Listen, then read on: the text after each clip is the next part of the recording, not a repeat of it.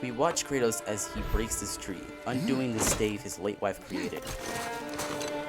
Notice he grows increasingly more emotional, yelling and swinging quicker and with more force. The final hit snapping the tree in half. Which is impressive for a human, but for a god.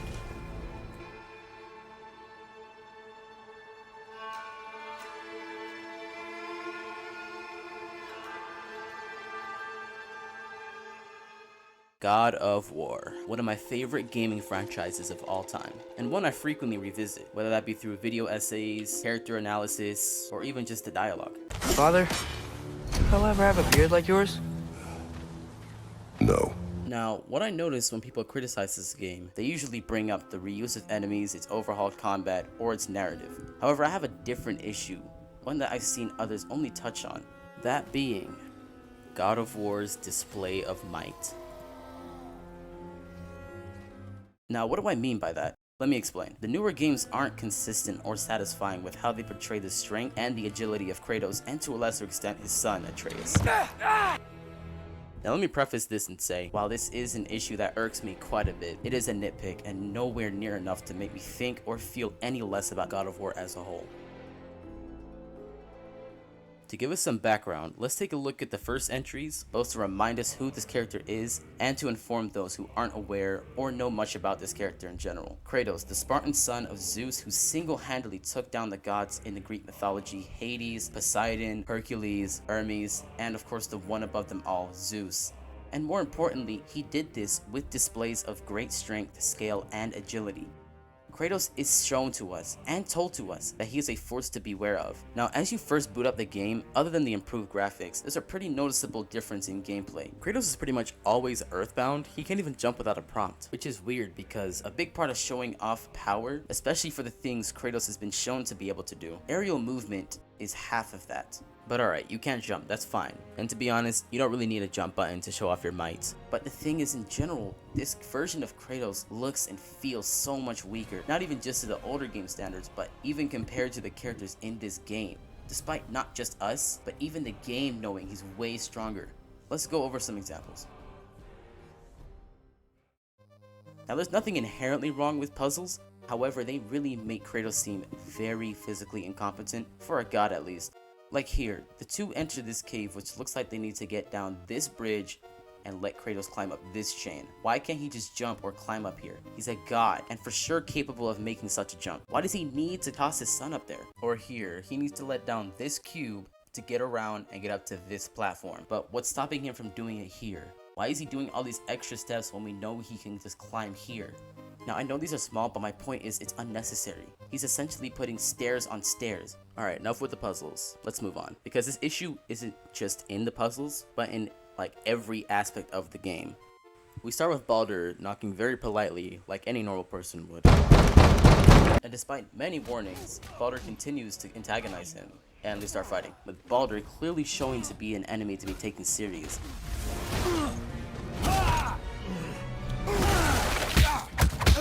And wait, stop. This wall here, just a moment ago, Kratos' full speed dash into this same wall made no dent, but Baldur's shoulder bash with maybe just an inch of momentum not only destroyed this wall, but knocked him this far in. Right. Kratos then activates his Spartan rage and lands a very clean hit to Baldur's face into this tree. Not even okay, stop again.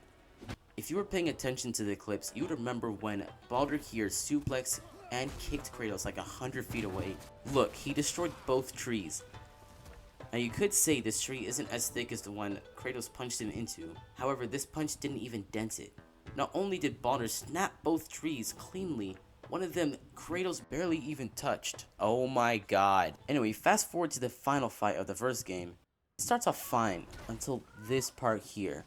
Kratos gets trapped by Freya, with Baldur dodging those same bonds. Kratos is essentially at Baldur's mercy, as we can clearly see, unable to free himself, which you might think these vines are no joke if they're trapping Kratos. But that goes right out the window when Baldur just punches Atreus into Kratos, ripping the bonds apart. Not just rip, they explode off him.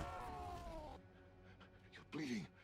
Why is Kratos unable to free himself here? He knows Baldur is about to attack his son. Stop!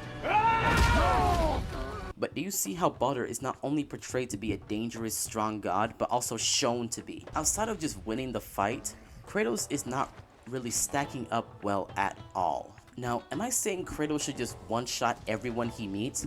No, of course not. The fight itself is fine, and a good back and forth between two powerful beings is always entertaining to watch, as long as it shows equal feats. If it is to be interpreted that one is stronger than the other, the feat should lean towards the stronger person. This fight does not follow this rule. It's obvious, and I shouldn't have to explain this, yet here we are. If that doesn't convince you, if you haven't realized, Baldur is unarmed. He stays unarmed until the very end, while Kratos both has his axe that's said to rival Mjolnir, the same blades he used to burn Greece to the ground, and his son. Am I really supposed to believe that Kratos would win in a fair 1v1? Moving on, one of the first boss battles in Ragnarok is one of Atreus' transformation, Bjorn, which I have a few things to say about this guy, but we'll get to that. Here, Kratos gets caught off guard, which is fine, nothing wrong here, until his arm gets bitten and he gets thrown to the ground twice. And here we are wrestling, a Greek god fighting off a souped up bear. Anyway, Kratos finally releases his Spartan rage. Oh, you've done it now, bear! Kratos then slams the bear's head into the snow and throws him a few feet away. And again, Kratos is getting manhandled. He then struggles again to keep the bear down, which he eventually does. Atreus transforms back, heals up, they have an argument. Answers only your mother had. And here's where it really pisses me off. Look, he's at low health. Kratos almost died to this bear. Although, to be super fair, this is the same bear who ripped a Valkyrie in half, but still, you get the point. Atreus' bear form hardly ever shows up. It isn't talked about nearly enough, especially considering this is the bear that had Kratos apparently fighting for his life. Oh, and as a cherry on top, he then goes on to struggle to break through this already damaged tree. Now, this example is a little different, only because we know so little about Bjorn's real limits and capabilities, other than obviously losing to Kratos. And though we also don't know the limits and capabilities of Baldur, we can make a better estimate on it, since we do have a good idea on what an average god is capable of. But since Kratos almost died to Atreus, he should scale to or a little lower than him, right? I don't think I have to tell you that's pretty ridiculous. The last major boss we'll go over is Thor, who is shown to be the most physically powerful. He is essentially Odin's force. Now listen, and this is important, Thor is a force of nature. His presence, his height, his size, it's all imposing, and he shows it in damn near every scene he's in. Starting off with a hammer throw straight to Kratos' jaw, breaking right through the ceiling like paper, sending him what seems like miles from his home. They land and a fight starts. Kratos calls his axe, lands a clean hit to Thor's stomach, gets him up here, gets blocked, and gets hit flying through the air yet again before getting slammed into the floor face first. Bro, get up. Anyway, Kratos continues to get manhandled. Oh, dumbass! Right, because like, what is he doing? And ends up dying. Knocked out? He goes down.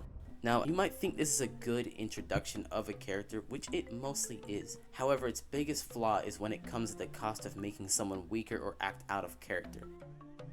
Kratos should not have went down here. He is much stronger and possesses a weapon said to at least rival Thor's own. At least it was good to see the axe hold her own. Kind of the point, after all. Also, keep in mind, Kratos just declined a deal with Odin, probably one of, if not the most dangerous god possible, and who, don't forget, Atreus is alone with, miles away, where Kratos has no idea and no way of knowing what's happening. Which, I don't know about you, but that seems like an incentive to go all out, you know? Make sure your only child, your only living relative is safe. The wishes of your dead wife was for you to protect this child and keep him safe. Atreus is our future. Keep him safe, Kratos. And yet... So, after Thor disrespects this guy even more, Kratos lands a few hits in which Thor laughs at and slings him to the floor like a doormat. Now, before we get to the end, throughout this fight, it is told to us by Thor and Kratos that Kratos is holding back, which I would explain why that's incredibly dumb for him to do, but keep this also in mind. It's pretty obvious that Thor is antagonizing Kratos into letting loose. I mean, he says it like multiple times. You know my past. The ghost of Sparta thing. Yeah. Then you know what I'm capable of. Show me! You insult me holding back like this. I'm not leaving till I see the real you. Wouldn't that mean Thor is also holding back, and yet he still bested him? Not to mention, it's really hard to believe Kratos is holding back when he is constantly screaming and yelling after every swing of his axe.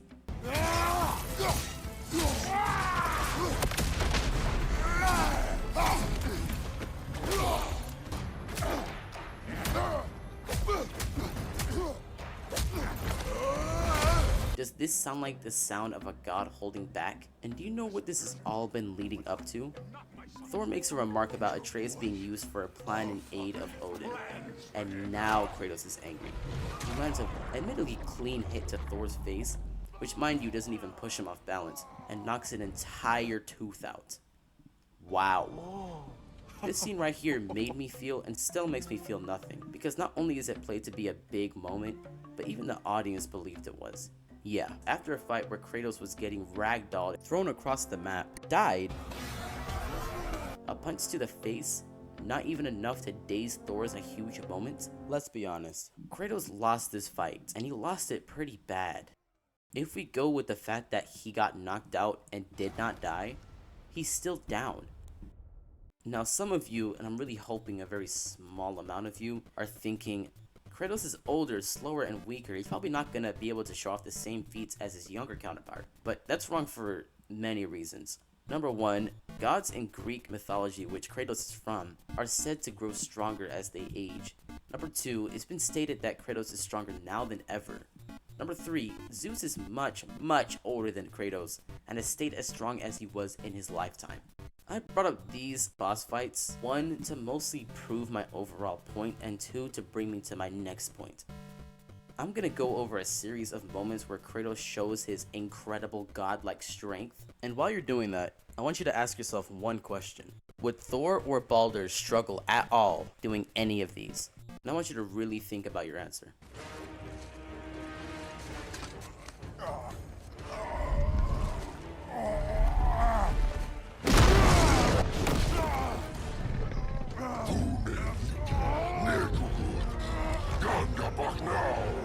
Let him go!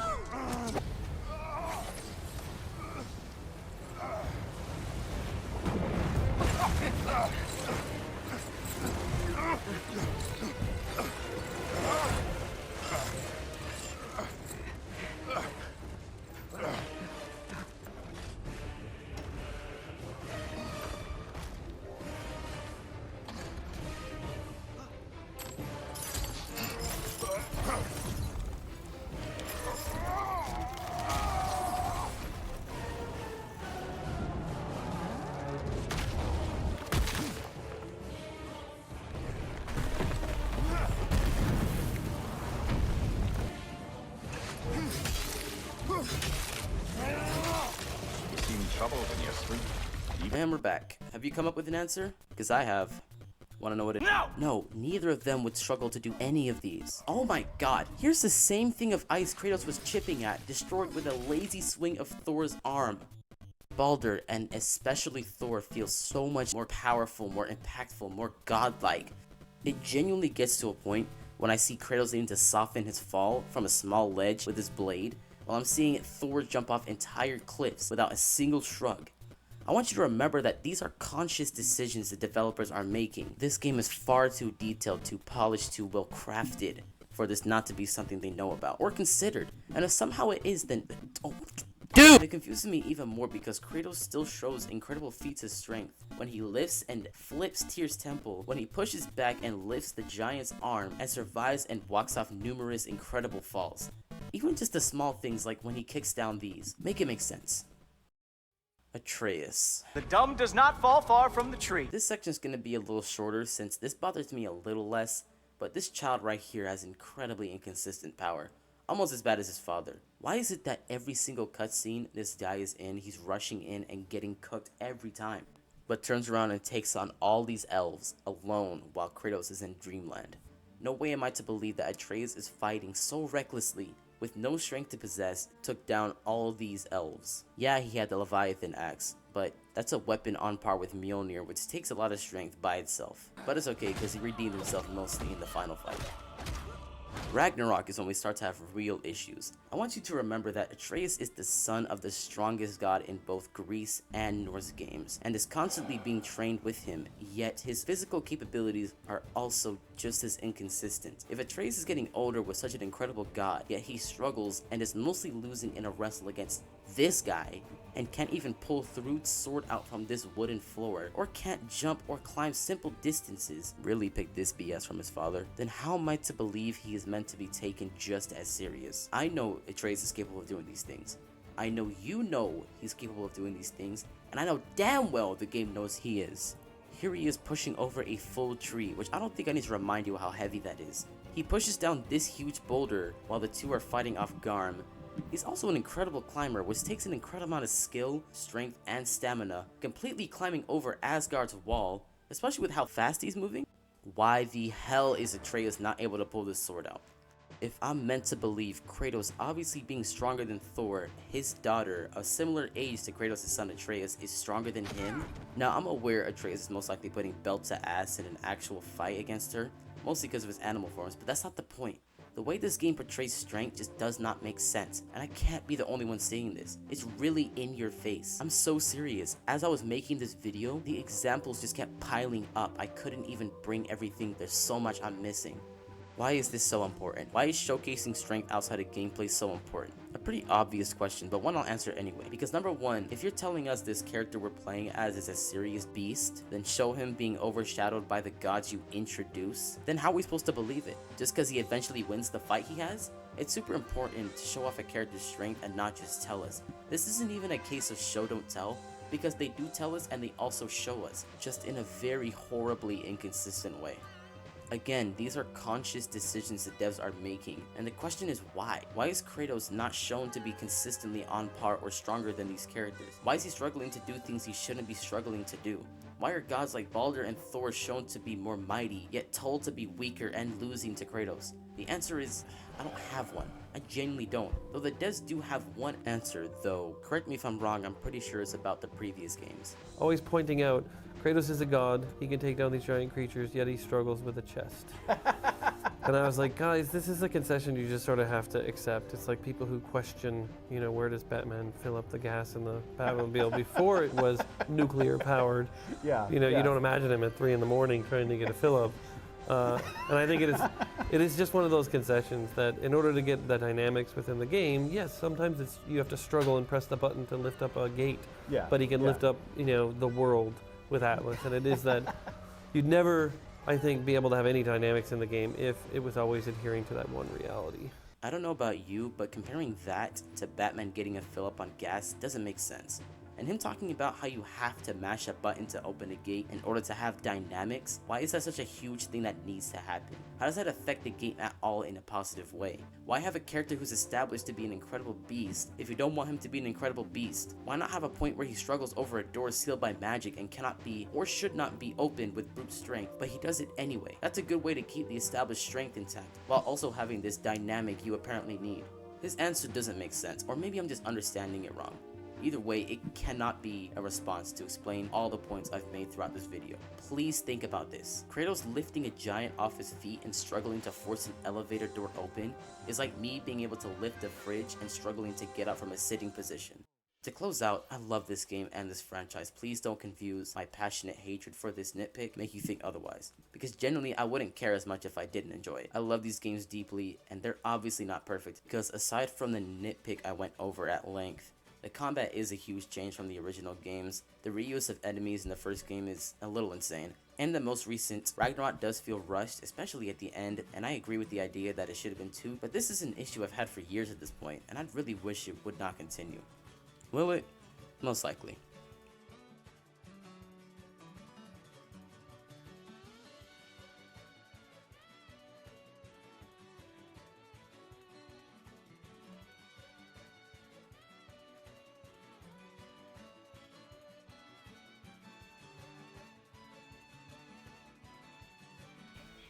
which is impressive and incredibly difficult for a human.